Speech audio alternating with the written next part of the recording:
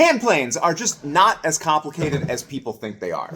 Basically, a hand plane is just a jig like that holds a blade at a fixed angle. And even just this stupid setup that I'm holding with hand pressure, I can take some little shavings off my workbench.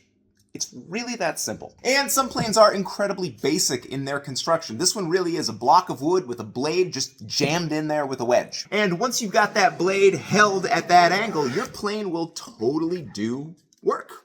But once you're working, how do you, adjust it? How do you get a deeper cut or a lighter one? Well, there's basically 3 ways to adjust a plane. If you've got a wooden plane, you really just hit it with a hammer. Hit the blade for more iron, hit the body for less iron. It's really that simple. Another method is the Stanley Bailey style plane. I've taken off the lever cap so you can see how it works. There's a knob right here.